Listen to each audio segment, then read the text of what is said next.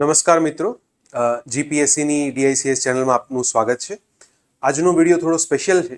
આજના વિડીયોની અંદર આપણે ગુજરાત રાજ્યનું નિર્માણ કેવી રીતના થયું એની ઉપર વિડીયો બનાવેલો છે. ગુજરાત રાજ્યના નિર્માણની એક રોમાંચક કહાની જે છે આજના વિડીયોની અંદર આપણે જોવાના છીએ. પ્લાન કંઈક આ રીતનો હતો કે આ વિડીયો લઈને આવવાના હતા અમે 1 મેના દિવસે, ગુજરાત સ્થાપના દિવસે, પરંતુ કેટલાક કારણોસર અમે વિડીયો ના લઈ શક્યા. પરંતુ પછી મને વિચાર આવ્યો કે રાજ્યના નિર્માણની કહાની છે તો પછી ભલે તારીખની રાહ નથી જોઈ, પરંતુ પછીથી પણ આ વિડીયો જે છે આપણે લઈને આવીશું. તો આજના વિડીયોની અંદર આપણે મહાગુજરાત નિર્માણની આખી સ્ટોરી જે છે એ સમજીશું. આ વિડીયોને અગર તમે એક્ઝામ પર્સપેક્ટિવથી કહો કે કઈ રીતના ઉપયોગી છે, તો તમને ઐતિહાસિક રીતે તો ઉપયોગી થશે જ, પરંતુ સાથે સાથે કેટલીક પોલિટીની બાબતો, કેટલીક પોલિટિક્સની બાબતો, કેટલીક સાંસ્કૃતિક બાબતો, ધાર્મિક બાબતો, આ બધી બાબતોનું મિશ્રણ છે. અને એટલા માટે આજના વિડીયોમાં હું કહું છું કે આજનો વિડીયો થોડો ખાસ છે. કદાચ એવું બની શકે કે વિડીયો થોડો લાંબો હોય, પરંતુ આપણે ડિટેલમાં એની ઉપર ચર્ચા જરૂરથી કરીશું. બીજી વસ્તુ કે વિડીયોના અંતમાં તમારા માટે એક પ્રશ્ન પણ હશે, તો એ પ્રશ્નનો જવાબ તમે આપો એટલા માટે કે જરૂર તમે વિડીયો અંત સુધી જોજો. શરૂઆત કરીએ. સૌથી પહેલા તો આજના વિડીયોની અંદર આપણે શું સમજીશું કે ભાઈ ગુજરાત રાજ્યનું નિર્માણ થયું. એક બેઝિક આઈડિયા તમને બધાને હશે કે ભાઈ ગુજરાતનું નિર્માણ જે છે, ગુજરાત સ્થાપના દિવસ આપણે 1 મે 1960ના દિવસે ઉજવીએ છીએ. અને બોમ્બે રાજ્યમાંથી ગુજરાત જે છે અલગ થયું, મહારાષ્ટ્ર અલગ થયું. તો ક્યાંક ને ક્યાંક તમને બધાને થોડો આઈડિયા હશે કે આ જે અલગીકરણ થયું, કે જે પણ કહેવાય કે બોમ્બે રાજ્યમાંથી ગુજરાતને અલગ કરવામાં આવ્યું, એ ભાષાના આધારે કરવામાં આવ્યું છે. બરાબર. મોટો આઈડિયા આપણને એ છે કે ભાઈ એ મરાઠી ભાષા બોલવાવાળો પ્રદેશ હતો, આ ગુજરાતી ભાષા બોલવાવાળો પ્રદેશ હતો, અને એટલા માટે બંનેને અલગ કરવા જરૂરી હતા. તો આપણે એકદમ ઊંડાણપૂર્વક શરૂઆત કરીશું કે જે બંને ભાષાનો ઇતિહાસ છે શું કહે છે. એક મરાઠી ભાષા છે, બીજી ગુજરાતી ભાષા છે. તો એ ગુજરાતી ભાષા અને મરાઠી ભાષા જે છે એ બંને એકબીજા સાથે કઈ રીતના જોડાયેલી છે કે નહીં, અથવા તો કઈ રીતના અલગ છે, ત્યાંથી આપણે આ વિડીયોની શરૂઆત કરવાની છે. રાઈટ. તો સૌથી પહેલા આપણે જોઈશું કે ગુજરાતી ભાષાનો જન્મ અથવા તો ગુજરાતી ભાષાનો ઇતિહાસ શું કહે છે. રાઈટ. 10 ફેક્ટ તમારે યાદ રાખવાની છે, અથવા તો 10 ફેક્ટના આધારે આપણે એને સમજી શકીએ. સૌથી પહેલી બાબત અગર આપણે જોઈએ કે ગુજરાતી ભાષા જે છે એનો સૌથી જૂનું જે કહેવાય કે ટ્રેસ છે એ ઇતિહાસકારોના મતે આપણને મળે છે એક ભાષા જે પ્રાકૃત ભાષા હતી, એની શૌરસેની. બરાબર. તો આ એનું એક વર્ઝન છે કે શૌરસેની પ્રાકૃતમાંથી ક્યાંક ને ક્યાંક તેનો ઉદ્ભવ થયો હોય તેવું માનવામાં આવે છે. હવે એનો કોઈ ફિક્સ જિયોગ્રાફિકલ પ્રદેશ નથી કે આ ભાષા જે છે એ ક્યાં બોલાવવામાં આવતી હતી, પરંતુ હા, પ્રાકૃત ભાષા એટલે તમે સમજી શકો છો કે એનો પ્રદેશ જે છે એ ઉત્તર ભારતના કેટલાક વિસ્તારો પૂરતો હતો, અને ખાસ કરીને ઉત્તર પશ્ચિમ વિસ્તારની અંદર હતો. હવે ત્યાંથી થોડું આપણે આગળ જઈએ છીએ તો એમાંથી એક નવી ભાષા જે છે એ જોવા મળે છે આપણને, જેને આપણે કહીએ ગુર્જર અપભ્રંશ ભાષા. તો ગુર્જર પ્રદેશ અથવા તો ગુર્જર અપભ્રંશ ભાષા જે છે, હા, ત્યાં આપણને એક જિયોગ્રાફિકલ ટ્રેસ જરૂર મળે છે. ત્યાં આપણને એક ભૌગોલિક પ્રદેશ જોવા મળે છે કે ગુજરાતથી લઈને અગર આપણે જોવા જઈએ કે પંજાબ સુધીનો જે વિસ્તાર છે, મતલબ ગુજરાત, રાજસ્થાન, હરિયાણા, પંજાબ, આ જે આખો પટ્ટો છે, ત્યાં આગળ આ ક્યાંક ને ક્યાંક ગુર્જર અપભ્રંશ ભાષા બોલવામાં આવતી હતી, આ રીતનું માનવામાં આવે છે. બરાબર. તમે એને એ રીતના સમજી શકો કે જે રાજસ્થાની ભાષા છે કે જે ગુજરાતી ભાષા છે, તો આ બધાનું મૂળ જે છે એ ક્યાંક ને ક્યાંક ગુર્જર અપભ્રંશ ભાષામાં છે એવું માનવામાં આવે છે. હવે એ જ સમયે અગર પ્રાચીન કાળમાં થોડા આગળ જઈએ તો જેમ કે મૈત્રક કાળની આપણે વાત કરીએ, ગુજરાતની અંદર એક ફેમસ કાળ છે મૈત્રક કાળ. તો તમને ખ્યાલ હશે કે એમના સમયમાં અહીંયા એક શૈક્ષણિક કેન્દ્ર હતું. એ શૈક્ષણિક કેન્દ્ર હતું એને કહીએ છીએ આપણે વલ્લભી. વલ્લભી જે છે એ ટાઈમનું એટલું જ પોપ્યુલર શૈક્ષણિક કેન્દ્ર હતું કે જે નાલંદા હતું એક ટાઈમે, જે આપણે નાલંદા યુનિવર્સિટી જોઈએ. તો નાલંદાને સમકક્ષ વલ્લભી જે છે એ ગુજરાતમાં એટલું ફેમસ હતું, અને ત્યાં પણ તમને કેટલીક ગુજરાતી ભાષાની સ્મૃતિઓ જે છે એ જોવા મળે છે. અગેન, હું હજી એમ નથી કહેતો કે ગુજરાતી ભાષાનો ઓરિજિનલ અવતારમાં જન્મ થઈ ગયો છે, પરંતુ હા, ક્યાંક ને ક્યાંક જે ગુર્જર અપભ્રંશ ને એ બધી ભાષાઓ ત્યાં આગળ જોવા મળતી. હવે ત્યાંથી અગર આપણે થોડા આગળ જઈએ તો આપણે આવીએ છીએ એ જ પ્રાચીન કાળમાં એક બહુ જ મહત્વપૂર્ણ ઘટના. એક ગુજરાતી ઇતિહાસકાર છે, એમનું નામ છે અચ્યુત યાજ્ઞિક. તો એમના દ્વારા એક બહુ કહેવાય કે યુનિક ફીચર લખવામાં આવ્યું છે કે ભાઈ આપણા ત્યાં મહાજન અને શેઠ સંસ્કૃતિ કામ કરતી. હવે મહાજન અને શેઠ સંસ્કૃતિ શું છે એને થોડું આપણે ડિટેલમાં સમજીએ. જ્યારે આપણે આધુનિક ભારતનો ઇતિહાસ ભણીએ અથવા તો વિશ્વ ઇતિહાસ ભણીએ, વિશ્વ ઇતિહાસમાં એક બહુ મહત્વનો પ્રદેશ છે યુરોપ.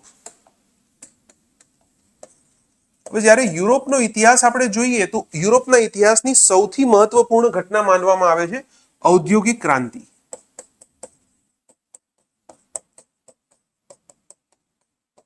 ઔદ્યોગિક ક્રાંતિ અને ઔદ્યોગિક ક્રાંતિના ઇતિહાસમાં એક ખૂબ જ ઇમ્પોર્ટન્ટ ફીચર જોવા મળે છે કે તેની કેટલાક સદીઓ પહેલા ત્યાં આગળ એક સિસ્ટમનું નિર્માણ થતું, તેને એ લોકો ગિલ્ડ સિસ્ટમ કહેતા.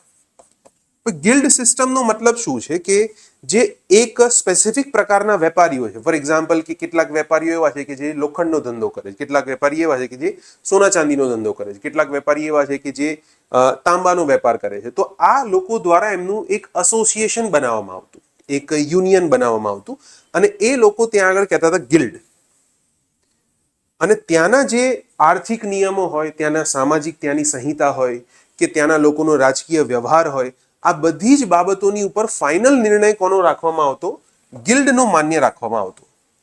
અને ગિલ્ડ જે છે એ ખૂબ જ મહત્વપૂર્ણ સિસ્ટમ હતી કે જેના દ્વારા ઔદ્યોગિક ક્રાંતિને એક પ્રેરણા મળી અને તે લોકોએ આગળ જઈને ઔદ્યોગિક ક્રાંતિ જે છે એ ચલાવી અને એના આધારે સામાજિક સંહિતા પણ નક્કી કરી. હવે તમે સમજો કે જ્યારે આપણે યુરોપની વાત કરીએ છીએ તો આપણે આધુનિક કાળની અંદર વાત કરીએ છીએ કે ભાઈ ત્યાં આગળ 17મી સદી દરમિયાન, 18મી સદી દરમિયાન આ બધી વ્યવસ્થાઓ જોવા મળતી.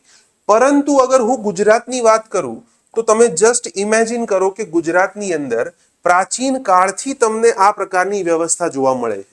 મહાજન અને શેઠ સંસ્કૃતિ શું છે? બેઝિકલી એક પ્રકારનું ગુજરાતની અંદર ગિલ્ડ હતું કે જ્યાં અલગ અલગ પ્રકારના વેપારીઓ પોતાના મંડળ દ્વારા જે તે પ્રદેશના કેટલાક નિયમો જે છે નક્કી કરશે. એની અંદર ફક્ત વ્યાપારી નિયમો નહોતા, પરંતુ સામાજિક નિયમો પણ હતા, રાજકીય નિયમો પણ હતા. તો તમે જસ્ટ ઇમેજિન કરી શકો છો કે જ્યાં યુરોપની અંદર જે બાબત તમને 16મી 17મી સદીમાં જોવા મળે છે એ બાબત તમને ગુજરાતની અંદર પ્રાચીન કાળમાં જોવા મળે છે કે જે ઓલમોસ્ટ કહી શકાય કે 6ઠ્ઠી સદીની આસપાસની વાત છે. તો હું એવું નથી કહેતો કે બંને પ્રદેશને કમ્પેર કરીએ, પરંતુ તમે સમજી શકો છો કે ગુજરાતી માઇન્ડસેટ જે છે એ પહેલાથી જ તમને પ્રોગ્રેસિવ માઇન્ડસેટ જોવા મળશે. એની પાછળનું ક્યાંક ને ક્યાંક કારણ એ. હવે એ જ સમયને અગર આપણે ભારતના બાકીના પ્રદેશ પાસે કમ્પેર કરીએ તો ત્યાં તમને ખબર છે કે જેમ આપણે ઉત્તર ભારત જઈએ છીએ અથવા તો એ સમયે દક્ષિણ ભારતની પણ વાત કરીએ તો ત્યાં તમને જે સામાજિક નિયમો છે, નીતિ નિયમો, રીત રિવાજો, આ બધું કોના કંટ્રોલમાં વધુ જોવા મળે છે? તો એ તમને ક્ષત્રિય કે બ્રાહ્મણના કંટ્રોલમાં વધુ જોવા મળે છે. પરંતુ એની સામે ગુજરાતની અંદર મોટા ભાગનો કંટ્રોલ જે છે એ કોના હાથમાં હતો? એ વેપારીઓના હાથમાં હતો. તો તમને પણ ખ્યાલ હશે કે જનરલી એવું કહેવાય છે કે Gujarati mindset is a business mindset, right? તો એ ક્યાંક ને ક્યાંક આપણા ઇતિહાસમાં રહેલું છે અને એટલા માટે પેઢી દર પેઢી આપણી અંદર પણ વારસાગત રીતે જોવા મળે. એનાથી થોડા આગળ જઈએ કે આ જે મહાજન અને શેઠ સંસ્કૃતિ હતી તેમના દ્વારા પણ ગુજરાતી ભાષા જે છે એનો પ્રયોગ કરવામાં આવતો, એને પ્રોત્સાહન આપવામાં આવતું. હવે ત્યાંથી આપણે જ્યારે મધ્યકાળમાં આવીએ છીએ તો મધ્યકાળની અંદર એક ઘટના આપણને જોવા મળે છે. એક ખૂબ જ મહત્વનો યુગ જેને કહી શકાય, એને આપણે સોલંકી કાળ અથવા સોલંકી યુગ કહીએ છીએ, જેને ગુજરાતનો સુવર્ણ યુગ કહેવામાં આવે છે. જે આપણા એક ગુજરાતના લેખક છે, એનું નામ છે કનૈયાલાલ માણેકલાલ મુનશી. તો કે એમ મુનશી મુજબ ગુજરાતની અસ્મિતા ગુજરાતની જે સંસ્કૃતિ છે એ સંસ્કૃતિની જે એનો જે કન્સેપ્ટ છે, એનો જે ખ્યાલ છે, એ ક્યાંક ને ક્યાંક એની શરૂઆત આપણને સોલંકી કાળની અંદર જોવા મળે છે. તો સોલંકી કાળમાં એક શાસક હતા જેમનું નામ હતું સિદ્ધરાજ જયસિંહ અને એમના દરમિયાન એક આચાર્ય હતા, આચાર્ય હેમચંદ્ર સુરી, અને તેમના દ્વારા 12મી સદીમાં એક ગ્રંથ લખવામાં આવ્યો જેને વ્યાકરણનો સૌ પ્રથમ ગ્રંથ કહીએ છીએ અને એ ગ્રંથનું નામ હતું સિદ્ધ હેમ શબ્દાનું શાસન. તો સિદ્ધ હેમ શબ્દાનું શાસન હવે એટલો ઓથેન્ટિક ગ્રંથ હતો કે એનું માન સન્માન એટલું હતું કે જેને હાથી ઉપર બેસાડીને ગ્રંથ જે છે એને નગરમાં ફેરવામાં આવ્યો. તો સિદ્ધ હેમ શબ્દાનું શાસનથી ક્યાંક ને ક્યાંક હવે એ રિટન મતલબ લેખિત સ્વરૂપમાં આપણને ગુજરાતી ભાષાની કહેવાય કે એક ઓળખ જોવા મળે છે. તો સિદ્ધ હેમ શબ્દાનું શાસન ત્યારથી આપણે કહી શકાય કે જે ઓલ્ડ ગુજરાતી છે, જે જૂનું ગુજરાતી વર્ઝન છે, એની શરૂઆત ક્યાંક આપણને જોવા મળે છે. એનાથી થોડા આગળ જઈએ તો હવે આપણે મધ્યકાળમાં સલ્તનત કાળની વાત કરીએ. 15મી સદીની અંદર આવી ગયા છે. ધીરે ધીરે કહેવાય કે ગુજરાતની અંદર રાજકીય પરિવર્તનો આવ્યા. સલ્તનતની શરૂઆત થઈ અને ગુજરાતની સલ્તનત જે છે એની શરૂઆત થઈ 1407માં ઝફર ખાન દ્વારા ગુજરાતી સલ્તનતની સ્થાપના કરવામાં આવી. હવે તમે એક બહુ જ ઇમ્પોર્ટન્ટ ફીચર હું તમને કહું, ભલે ગુજરાતની અંદર સલ્તનતની સ્થાપના થઈ, પરંતુ તેમ છતાં પણ ગુજરાતી ભાષા જે છે એનું વર્ચસ્વ ઓછું ના થયું.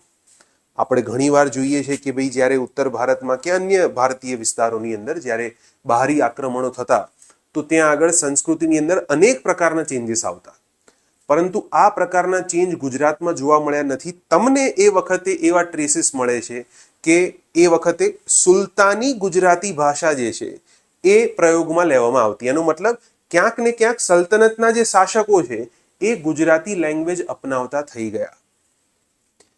આ એ વાતનું પ્રતીક છે કે જો તમારી ઉપયોગિતા સારી છે તો લોકો તમને ફોલો કરશે, જો તમારી ઉપયોગિતા નથી તો તમારે લોકોને ફોલો કરવા પડશે. સિમ્પલ નિયમ છે. કેમ આવું થયું, એની પાછળનું કારણ શું છે? કારણ એ જ છે, એ લોકો જે વિસ્તારમાંથી આવ્યા હતા એ વિસ્તારની બદલે અગર હું અહીંયાની અર્થતંત્ર, અહીંયાની અર્થવ્યવસ્થાની વાત કરું તો અહીંયાની અર્થવ્યવસ્થા જે છે એ શેના ઉપર આધારિત હતી? વેપાર આધારિત હતી. અને જ્યાં અર્થવ્યવસ્થા વેપાર આધારિત છે તો તમે બી સમજી શકો છો કે એમને આપણી જરૂર છે, આપણે એમની જરૂર નથી. અને એનો મતલબ કે જો તમારી ઉપયોગિતા સારી છે તો ક્યાંક ને ક્યાંક એ લોકો તમને ફોલો કરશે. ઘણા લોકો કહેતા હોય કે સર ઇન્સ્ટાગ્રામની અંદર ફોલોવર્સ વધારવા શું કરવું? જો કે હું એ બાબતનો એક્સપર્ટ તો છું નહીં, પરંતુ હું એમ સિમ્પલ વસ્તુ કહી શકું કે તમને કોઈ ફોલો શું કરવા કરે? એવું તો તમે શું નવું કરો છો? તમારી જો ઉપયોગિતા છે, તમે એ ફોર એક્ઝામ્પલ કોઈ વ્યક્તિ માની લો કે પરીક્ષાની તૈયારી કરે, બની શકે સોશિયલ મીડિયાની અંદર એને 100-200 વ્યક્તિ, 500-400, 1000 વ્યક્તિઓ ફોલો કરે, પણ માની લો કે એ વ્યક્તિની એક્ઝામ ક્લિયર થઈ ગઈ, અનેક જગ્યાએ વ્યક્તિ ફેમસ થઈ ગયો, પછી કહેવાય કે રાતોરાત ફોલોઅર્સમાં વધારો થઈ જાય. કેમ? કારણ કે એ વ્યક્તિની ઉપયોગિતા વધી ગઈ. કાં તો એ વ્યક્તિને જે પણ જોશે એને મોટિવેશન મળશે, કાં તો એ વ્યક્તિ કહેવાય કે કોઈકની એવી ઈચ્છા છે કે આની સાથે હું વાત કરું, મારું કંઈક કામ કરાવી દે. જો તમારી ઉપયોગિતા હશે તો ઓટોમેટિકલી લોકો તમારી પાસે આવશે. અને આ ગુજરાતના ઇતિહાસમાં રહેલું છે. કારણ કે જે આપણી વેપારી માનસિકતા છે જેના કારણે અનેક પ્રકારના શાસકો આવ્યા, પરંતુ તેમને ગુજરાતી વેપારીઓની હંમેશાથી જરૂર પડતી. તો સલ્તનત કાળ જે છે એ એનું એક ઉદાહરણ છે કે ભાઈ કેવી રીતના બહારની જે સંસ્કૃતિ છે ગુજરાતી સંસ્કૃતિની અંદર મિક્સ થઈ જાય છે. એનાથી આપણે થોડા આગળ જઈએ તો એ જ 15મી સદીના મધ્યમાં આપણને એક ભાષાકીય છૂટાછેડા જોવા મળે. ભાષાકીય છૂટાછેડા એટલા માટે કારણ કે આ જ સમય દરમિયાન ગુજરાતી ભાષા અને રાજસ્થાની ભાષા આ બંને એકબીજાથી અલગ થાય છે. અલગ થાય છે કઈ રીતના? તો એની પાછળના 1-2 કારણો છે. પહેલું મુખ્ય કારણ એ છે કે જે જૈન ગ્રંથો હતા, જૈન સંપ્રદાયના જે ગ્રંથો હતા, એ ગ્રંથોની અંદર હવે ગુજરાતી ભાષા જે છે એનો ઉપયોગ વધી ગયો. જેમ કે રસ છે, ફાગ છે, આ બધા કહેવાય કે સાહિત્યની અંદર આપણને ગુજરાતી ભાષાનો પ્રયોગ સામાન્ય રીતે જોવા મળે છે. અને એ જ દરમિયાન આપણા ત્યાં ભક્તિ આંદોલન જે છે એ ભક્તિ આંદોલન વધુ પોપ્યુલર જોવા મળે છે, વધુ પ્રસિદ્ધ જોવા મળે છે.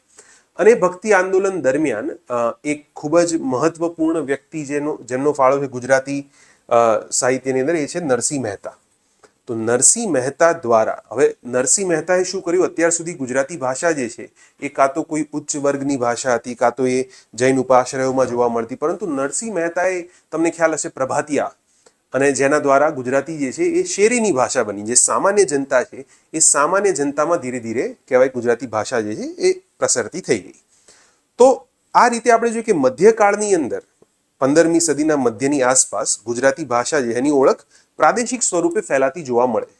અને કારણ કે આ ભક્તિ આંદોલન જે છે એનો પ્રાદેશિક વ્યાપ અગર જોવા જઈએ તો એ ગુજરાત પૂરતો સીમિત હતો. તો ધીરે ધીરે શું થયું કે જે પેલી ગુર્જર અપભ્રંશ હતી એમાંથી રાજસ્થાની ભાષા જે છે અલગ થઈ ગઈ, અને ફોર્મલી આપણે કહી શકીએ કે ગુજરાતી ભાષા અને રાજસ્થાની ભાષા વચ્ચે છૂટાછેડા એક ટાઈપના થઈ ગયા.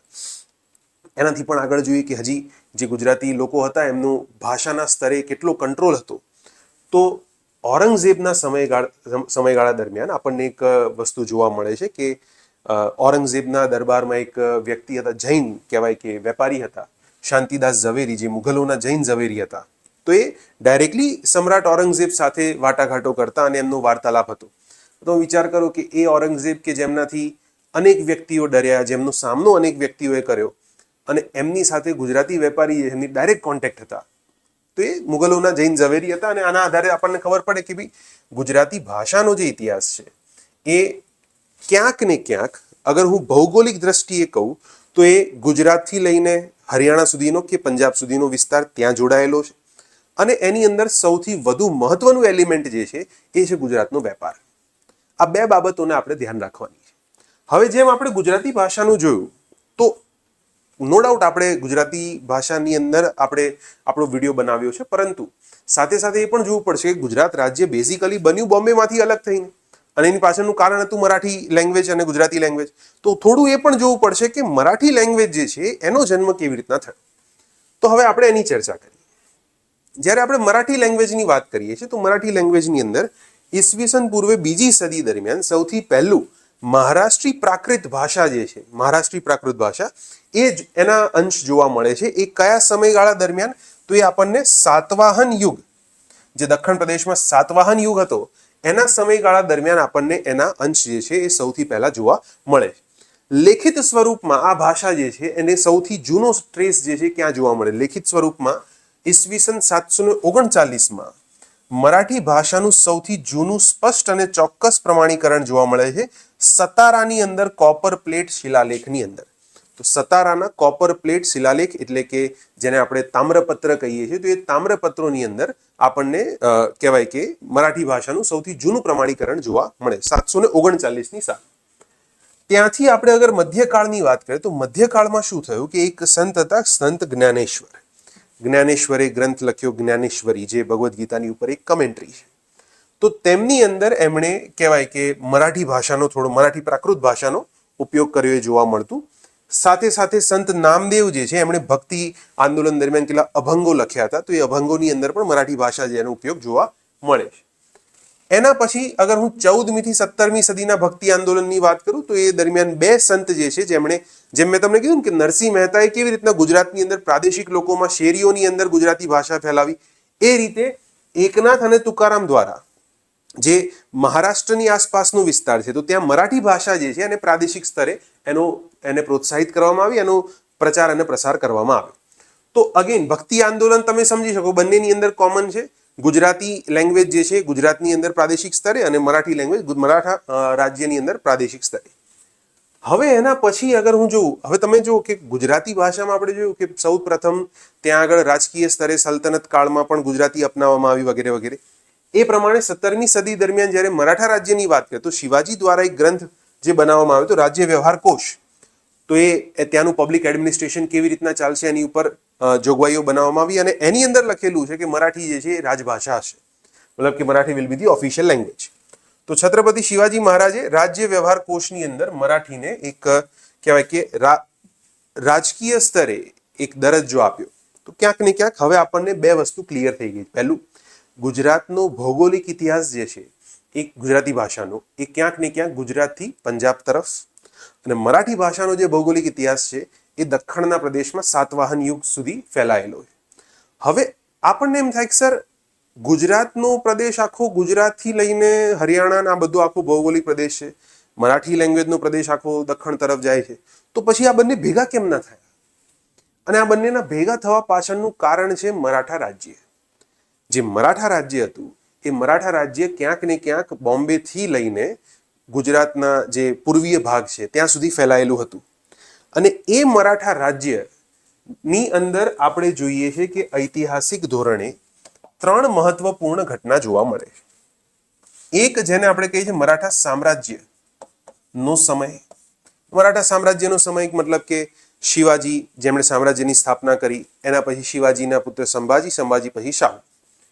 એના પછી બીજો જે આપણને કાળ જોવા મળે છે એને આપણે કહીએ છીએ પેશવાનો કાળ. પેશવા કાળમાં અનેક પ્રકારના પેશવા આવ્યા કે જેમણે મરાઠા શાસન જે છે એ ચલાવ્યું. અને પછી આપણને જોવા મળે છે મરાઠા કન્ફેડરસી. કન્ફેડરસીની અંદર મરાઠા રાજ્ય જે છે અલગ અલગ ભાગમાં વહેંચાયેલું હતું, જે તમે આધુનિક ભારતના ઇતિહાસની અંદર ભણતા હશો કે ભાઈ ભોસલે છે, પછી હોલકર છે, પછી ગ્વાલિયરની અંદર સિંધિયા છે, કે પછી પેશવા શાસકો છે, કે પછી કહેવાય કે ગાયકવાડ છે. તો આ બધા અલગ અલગ મરાઠા કન્ફેડરસીના ભાગ હતા. હવે 1818માં એક મહત્વની ઘટના બને છે. 1818-19ની અંદર. આપણા ત્યાં કંપનીનું શાસન હતું, અંગ્રેજોની company British East India company, અને બ્રિટિશ ઈસ્ટ ઇન્ડિયા કંપનીનું યુદ્ધ થાય છે મરાઠાઓ સાથે. તો Maratha versus British East India company, આને કહીએ છીએ આપણે ત્રીજું એંગ્લો મરાઠા યુદ્ધ, થર્ડ એંગ્લો મરાઠા વોર. અને આ જે ત્રીજું એંગ્લો મરાઠા યુદ્ધ છે, એ યુદ્ધની અંદર મરાઠા રાજ્ય જે છે એ અંગ્રેજો એની ઉપર કબજો કરી લે છે, અને હવે એ આખું રાજ્ય જે છે કોના કંટ્રોલમાં આવી ગયું? બ્રિટિશ ઈસ્ટ ઇન્ડિયા કંપનીના કંટ્રોલમાં આવી ગયું. તો હવે તમે સમજો એને કંઈક આ રીતે કે શરૂઆતમાં આપણે કહીએ છીએ ગુજરાતી અલગ, મરાઠી અલગ. મરાઠા રાજ્ય દરમિયાન આ બંનેને એક કરવામાં આવ્યું, અને હવે આ રાજ્ય જે છે એને હરાવ્યું કોણે? British East India company. તો હવે આની ઉપર કંટ્રોલ કોનો આવી ગયો છે? બ્રિટિશ ઈસ્ટ ઇન્ડિયા કંપનીનો આવી ગયો. અને હવે બ્રિટિશ ઈસ્ટ ઇન્ડિયા કંપનીએ શું કામ કર્યું? બ્રિટિશ ઈસ્ટ ઇન્ડિયા કંપની અહીંયા મુખ્ય રૂપે સત્તા ચલાવવા માટે નહોતી આવી, એ મુખ્ય રૂપે અહીંયા પૈસા કમાવા માટે આવી હતી. અને એમનો ઉદ્દેશ એક જ છે કે આપણને નાણાકીય ફાયદો શેનાથી થઈ શકે. તો એમણે શું કર્યું? એમને ખબર છે કે જે આટલો મોટો પ્રદેશ છે એમાંનો એક ભાગ એવો છે કે જે વેપાર ઉપર ટકેલો છે, અને એક ભાગ એવો છે કે જે આર્થિક રીતે એટલો મહત્વનો નથી. તો એમણે શું કર્યું? જે આર્થિક રીતે મહત્વનો ભાગ હતો એમાંથી શેનું નિર્માણ કર્યું? જેને આપણે કહીએ છીએ બોમ્બે પ્રેસિડેન્સી.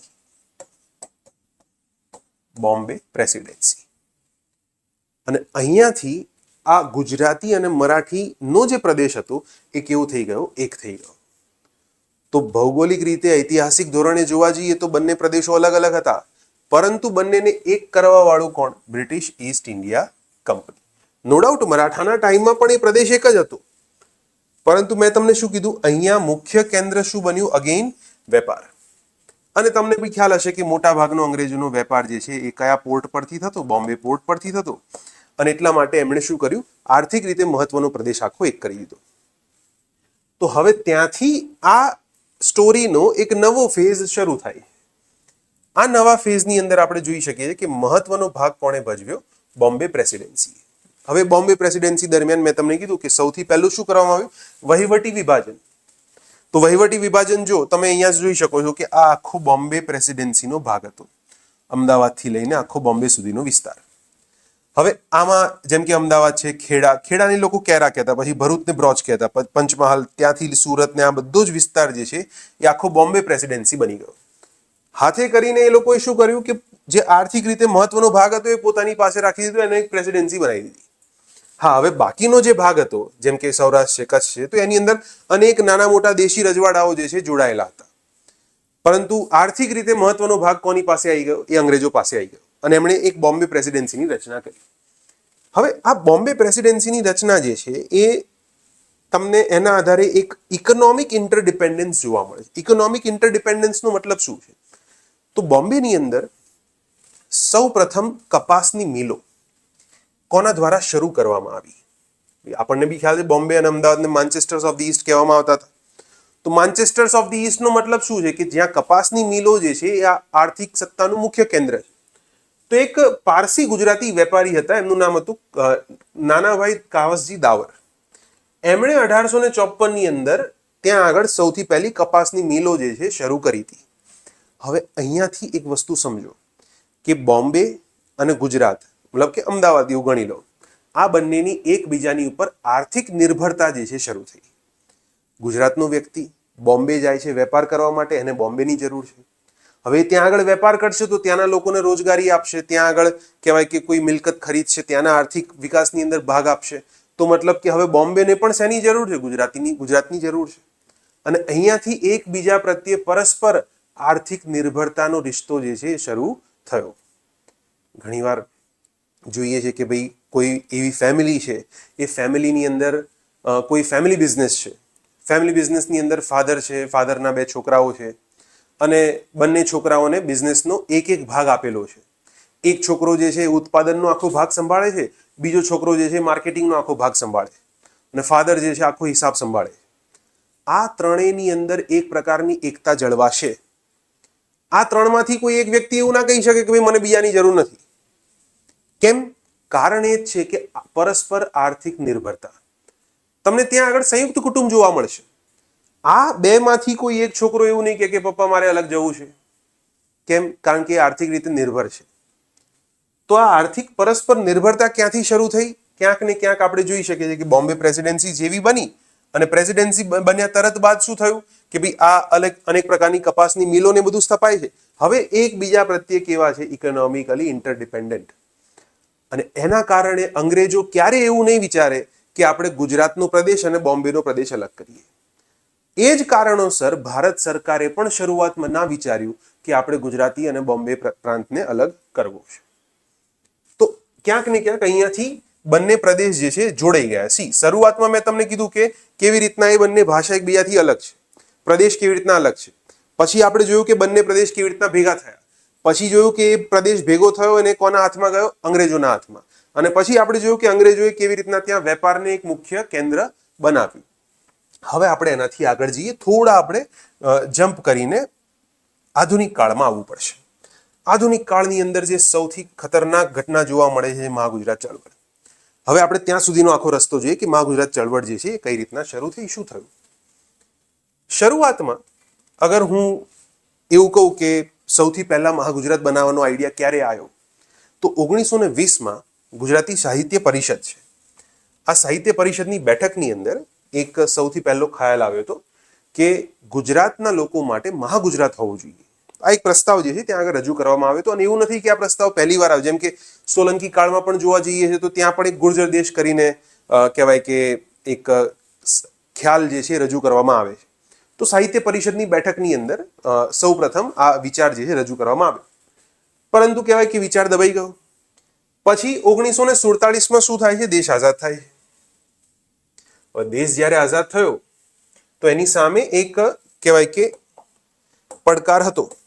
એ પડકાર શું હતો? 1947 દેશ આઝાદ થયો, એની પહેલાથી બંધારણ બનવાનું શરૂ થઈ ગયું. હવે જોવાનું એ છે કે રાજ્યો કેવી રીતના બનાવવા. રાજ્યો બનાવવા માટેનો અનેક લોકોએ કીધું કે આધાર હોવો જોઈએ કે ભાષાના આધારે નવા રાજ્યો બનાવીએ. તો સરકાર હજી બંધારણ તો બને છે, બંધારણ હજી અમલમાં નથી આવ્યું.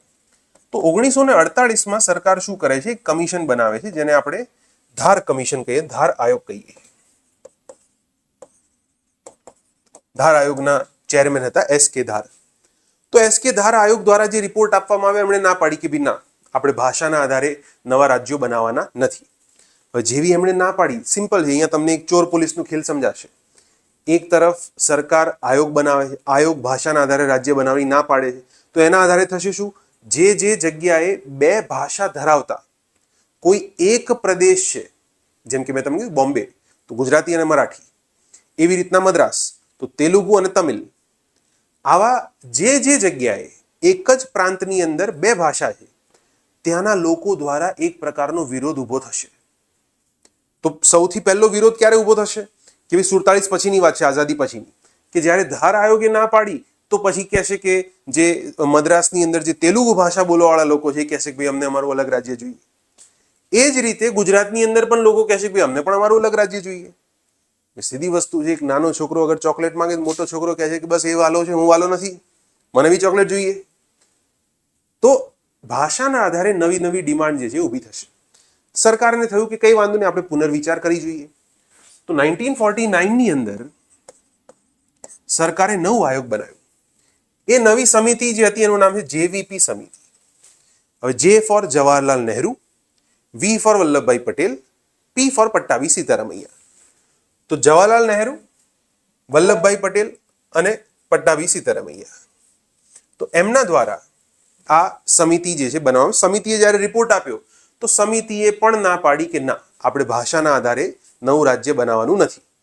હવે અહીંયા થોડું એક એંગલ કહેવાય કે ગુજરાતના લોકોને લાગ્યું કે ભાઈ વલ્લભભાઈ પટેલ તો આપણા પોતાના ગુજરાતી વ્યક્તિ છે, પણ તેમ છતાં પણ આવો ઓપિનિયન કેમ આપે? આ સરદાર વલ્લભભાઈ પટેલનું વ્યક્તિત્વ છે કે જે દર્શાવે છે કે રાષ્ટ્રીય હિત એ પ્રાદેશિક હિત કરતાં મોટું હોય. એ સમયે વલ્લભભાઈ પટેલને લાગ્યું કે ભાઈ આપણે હજી હમણાં આઝાદ થયા છે, અને એવું બી નથી કે બહુ શાંતિપૂર્ણ રીતે આઝાદ થયા છીએ. તમને બી ખ્યાલ જ છે કે ભાઈ બે દેશ છૂટા પડ્યા અને એના કારણે અનેક પ્રકારની કમ્યુનલ હિંસા થઈ અને સાંપ્રદાયિક હિંસાની અંદર અનેક લોકોએ પોતાનો જીવ ગુમાવ્યો. તો ઓલરેડી બે દેશ એકબીજાથી છૂટા થઈને આઝાદ થયા છે. એવામાં આપણા જ દેશની અંદર જ્યારે હું પ્રદેશોને છૂટા પાડતો રહીશ તો આવા સમયે મારી પ્રાયોરિટી હોવી જોઈએ દેશની એકતા. તો એ પ્રાયોરિટી હું કેવી રીતના પૂરી કરી શકીશ? અને સરદાર વલ્લભભાઈ પટેલે કીધું કે ના, આપણા માટે રાષ્ટ્રીય એકતા અને રાષ્ટ્રીય હિત જે છે એ પ્રાદેશિક હિત કરતા ઉપર છે. આ એમની દિલગીરી છે કે ભાઈ આ એમનું એક મોટું હૃદય પ્લસ એમની ડિસિઝન મેકિંગ સ્કિલ દર્શાવે છે કે એ વ્યક્તિ ટફ નિર્ણય લેવા માટે યોગ્ય છે. તો શાસક તરીકે સિવિલ સેવામાં જ્યારે પણ કોઈ વ્યક્તિ જાય છે તો એના માટે સરદાર વલ્લભભાઈ પટેલ જે છે એક આદર્શ હોવા જોઈએ કે ભાઈ તમારે જો ટફ નિર્ણય લેવા પડે તો એમાં તમારે પોતાના વ્યક્તિઓના વિરુદ્ધ જવું પડે તો પણ જવું જોઈએ. તો સરદાર વલ્લભભાઈ પટેલે ના પાડી કે ભાઈ એમણે એક શબ્દ વાપર્યો હતો, બાલ્કનાઇઝેશન, કે ભાઈ હું એવું નથી ઈચ્છતો કે ભાઈ જેમ બાલ્કન કન્ટ્રીઝની અંદર અલગ અલગ દેશ છૂટા પડી ગયા તો એવી રીતના અહીંયા પણ પ્રદેશ જે છૂટા પડે. જેવીપી સમિતિએ ના પાડી દીધી. ઓકે, કઈ વાંધો નહીં. એના પછી આંધ્રપ્રદેશની અંદર એક આંદોલન શરૂ થયું. આંધ્રપ્રદેશની અંદર ત્યાંના જે લોકો છે તેલુગુ ભાષા બોલતા અને મદ્રાસના લોકો છે તમિલ ભાષા બોલતા. તો તેલુગુ ભાષાના લોકોએ કીધું કે અમને અમારું અલગથી આંધ્રપ્રદેશ જોઈએ છે. 1953માં ત્યાં એક વ્યક્તિએ બલિદાન આપ્યું. એ વ્યક્તિનું નામ છે પોટી શ્રીરામુલુ. પોટી શ્રીરામુલુ.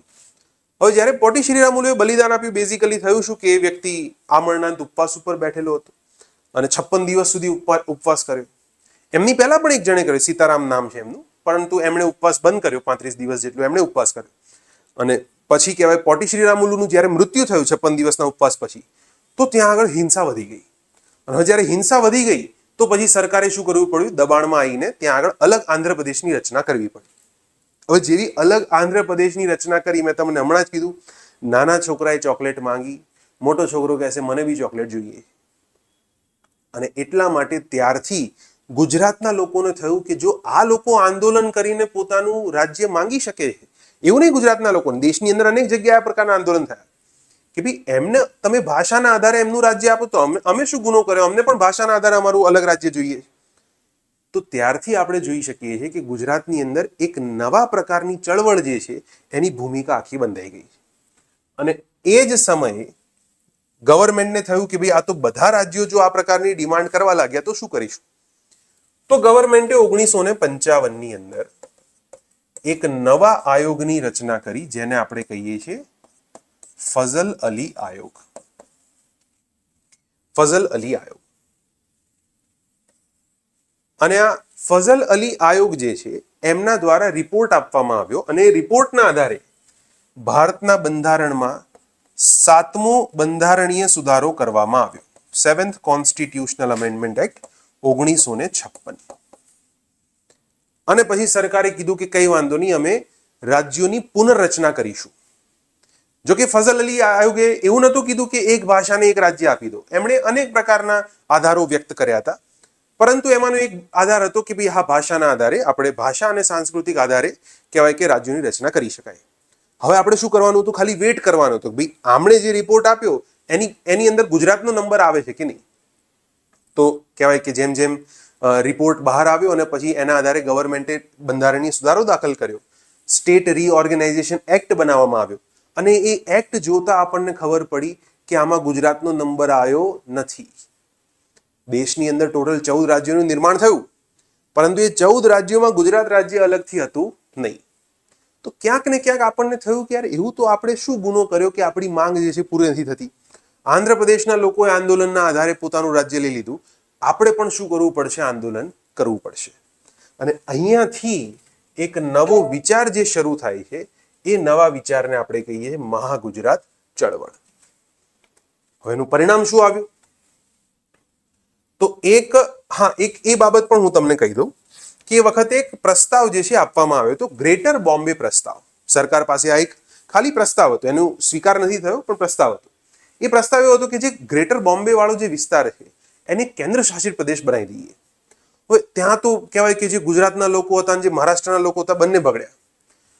ગુજરાતના લોકોએ કીધું ભાઈ આ તો આખી કહેવાય કે આર્થિક જે રાજધાની છે એને જ તમે અલગ કરી દીધું, અમારા હાથમાં શું આવશે? મહારાષ્ટ્રના લોકોને બી થયું કે અમારો આખો જે કારોબાર છે એ બધો બોમ્બેથી ચાલે છે, હવે બોમ્બેને તમે કેન્દ્ર શાસિત પ્રદેશ બનાવી દેશો તો અમારું શું? બંનેના દ્વારા એટલો વિરોધ કરવામાં આવ્યો કે પછી આ પ્રસ્તાવ જે છે એને મૂકી દેવામાં આવ્યો. હવે એનાથી આગળ જઈએ કે 1956માં આપણે જોયું કે આ પ્રકારનો 7મો બંધારણીય સુધારો અને કહેવાય કે અલગ અલગ રાજ્યોનું નિર્માણ થયું, પરંતુ એમાં ગુજરાતનો નંબર નથી આવ્યો. અમદાવાદની અંદર હવે એ વખતે તમે સમજો, થોડી પોલિટિકલી તમારી સેન્સ ડેવલપ કરાવું. કેન્દ્ર સરકારમાં કોંગ્રેસની સરકાર, જે બોમ્બે પ્રાંત હતું, બોમ્બે પ્રેસિડેન્સી, ત્યાં પણ કોંગ્રેસની સરકાર. બોમ્બેના ચીફ મિનિસ્ટર હતા મોરારજી દેસાઈ, જે મૂળ રૂપે ગુજરાતી જ છે, પરંતુ હા, તેઓ બોમ્બેના ચીફ મિનિસ્ટર હતા. તો અહીંયાના મતલબ કે ગુજરાતના, ખાસ કરીને અમદાવાદની અંદર લોકોને લાગ્યું કે આપણી જોડે કંઈક અન્યાય થઈ રહ્યો અને હવે આપણે પણ શું કરવું પડશે? આંદોલન કરવું પડશે. તો અમદાવાદમાં એક વિસ્તાર છે લાલ દરવાજા, ત્યાં આગળ એક બહુ મહત્વપૂર્ણ ઘટના બને. 7 ઓગસ્ટ 1956ના રોજ લોકસભાએ વિશાળ દ્વિભાષી બોમ્બે રાજ્ય માટેનો ઠરાવ પસાર કર્યો. 7 ઓગસ્ટના દિવસે નક્કી થઈ ગયું ભાઈ આખું બોમ્બે એક રાજ્ય હશે અને કેવું હશે? દ્વિભાષી. આખું ગુજરાતી ભાષા પણ છે અને મરાઠી ભાષા પણ છે. અને બીજા દિવસે 8 ઓગસ્ટના દિવસે ઘટના બની ગઈ. લાલ દરવાજા પાસે કેટલાક લોકોએ કોંગ્રેસની જે ઓફિસ હતી ત્યાં આગળ વિરોધ પ્રદર્શન કર્યું. યંગસ્ટર્સ વધારે હતા, સ્ત્રીઓ પણ હતી, અને ત્યાં આગળ એટલી ભીડ વધી ગઈ. અને કહેવાય કે મોરારજી દેસાઈનો વહીવટ, કારણ કે મોરારજી દેસાઈ નો ડાઉટ બોમ્બેમાં છે, પરંતુ એમનો વહીવટ તો ત્યાં સુધી લાગુ પડશે. તો મોરારજી દેસાઈની આગેવાનીની અંદર, મતલબ એમના કહેવાય આદેશ મુજબ, પોલીસ જે છે એમને ઓર્ડર આપવામાં આવ્યો કે ભાઈ તમારે ગમે તેમ કરીને ભીડ કંટ્રોલ કરવાની છે. પોલીસે ત્યાં આગળ ગોળીબાર કર્યો, અને એ ગોળીબારની અંદર એવું કહેવામાં આવે છે કે ભાઈ 5 થી 8 લોકોનું મૃત્યુ થયું. પરંતુ હા, કેટલાક નામ છે આપણી પાસે, જે લોકોએ પહેલા જીપીએસસી આપેલી છે ને એમને ખબર હશે, કારણ કે જીપીએસસી આમના નામ ઉપર પહેલા ક્વેશ્ચન પૂછેલો છે. જેમ કે પૂનમચંદ શાંતિલાલ પંડ્યા, ઉમાકાંત કડિયા, સુરેશ ભટ્ટ, અબ્દુલ પીરભાઈ, આ બધા જે છે એ આપણી પાસે કેટલાક નામ છે કે જે લોકો શહીદ થઈ ગયા. તો જે લોકો ત્યાં આંદોલનકારી હતા અને પછી પોલીસના ગોળીબારમાં તેઓ મરી ગયા. કેટલાક લોકો ઘાયલ પણ થયા, એમની પણ આગળ જતા આપણે ચર્ચા કરીશું. તો આ એક 8 ઓગસ્ટના દિવસે ઘટના બને છે. હવે આ ઘટના પછી તરત જ એક આઈડિયા જે છે એને જોર પકડ્યું કે ભાઈ હવે જો સરકાર બળનો પ્રયોગ કરી શકે છે તો આપણે કેમ નહીં? અને જેના આધારે કહેવાય કે ગુજરાતની અંદર સમગ્ર જગ્યાએ એક આંદોલન જે છે શરૂ થયું, જેને આપણે મહાગુજરાત ચળવળ કહીએ છીએ. મોરારજી દેસાઈને થયું કે આ થોડું આપણી કંટ્રોલની બહાર જતું રહ્યું. તો મોરારજી દેસાઈએ કહેવાય થોડું ગાંધીવાદી હતા, તો ગાંધીવાદી ચક્કર ચલાવ્યું એમણે. મોરારજી દેસાઈએ કીધું કે જો તમે લોકો શાંતિ રાખો, શાંતિની સ્થાપના માટે હું આમરણાંત ઉપવાસ કરીશ. તો શાંતિ સ્થાપના માટે મોરારજી દેસાઈ અમદાવાદ આવ્યા, અને અમદાવાદ આવીને એમણે ઉપવાસ ઉપર બેઠા. કોઈ એમના ઉપવાસને જોવા ગયું નહીં, કોઈ નહીં. એની પાછળનું કારણ કોણ છે? એની પાછળનું કારણ છે મહાગુજરાત ચળવળના મહાનાયક, જેમનું નામ છે ઇન્દુલાલ યાજ્ઞિક. ઇન્દુલાલ યાજ્ઞિકે મહાગુજરાત જનતા પરિષદની સ્થાપના કરી. અગેન ઇન્દુલાલ યાજ્ઞિક દ્વારા મહાગુજરાત જનતા પરિષદની સ્થાપના કરવામાં આવી. ઇન્દુલાલ યાજ્ઞિકની વાત કરું, એક બહુ કહેવાય કે કટ્ટરપંથી વિચારક છે, લેખક પણ છે, ફિલ્મ નિર્માતા પણ છે.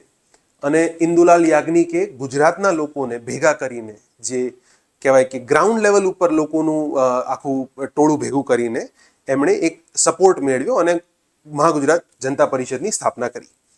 એમની પાસે સપોર્ટ એટલો હતો કે એમના આદેશના કારણે કોઈ અહીંયા ગયું જ નહીં. મોરારજી દેસાઈને ખબર પડી કે ભાઈ આપણી પાસે એટલો સપોર્ટ નથી, ઉપવાસ બધું બંધ કરીને સામાન પેક કરીને આપણે જઈએ પાછા. હવે એ જ સમય દરમિયાન, હવે સિમ્પલ વસ્તુ કે બોમ્બેના મુખ્યમંત્રી છે મોરારજી દેસાઈ, અને કેન્દ્ર સરકારમાં કોંગ્રેસની સરકાર, બોમ્બેમાં પણ કોંગ્રેસની સરકાર. મોરારજી દેસાઈથી ચાલતું નથી, એમનું કામ થતું નથી. તો મોરારજી દેસાઈ કોને રિક્વેસ્ટ કરશે? કેન્દ્ર સરકારને, કે પપ્પા મારાથી આ કામ નથી થતું, તમે થોડું કરી આપો. અને પપ્પા કોણ છે એ વખતે? જવાહરલાલ નહેરુ. તો જવાહરલાલ નહેરુ પોતે અમદાવાદ આવવાની ઘોષણા કરી. જવાહરલાલ નહેરુએ કીધું કે હું અમદાવાદ આવીશ અને હું સભા ભરીને લોકોને સમજાવીશ કે આ માંગ જે છે ઓછી કરો, અથવા તો આ હિંસા જે છે એ મૂકી દો. તો જવાહરલાલ નહેરુ કહેવાય કે અમદાવાદ આવવાનું જેવું નક્કી કર્યું, તો ઇન્દુલાલ યાજ્ઞિકે એક નવું પ્લાનિંગ કર્યું. એ નવું પ્લાનિંગ શું હતું?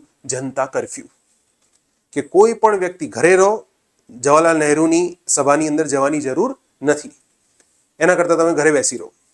જવાહરલાલ નહેરુ અમદાવાદની અંદર રિવરફ્રન્ટની પાસે કહેવાય કે એક બહુ મોટી સભા ભરી હતી.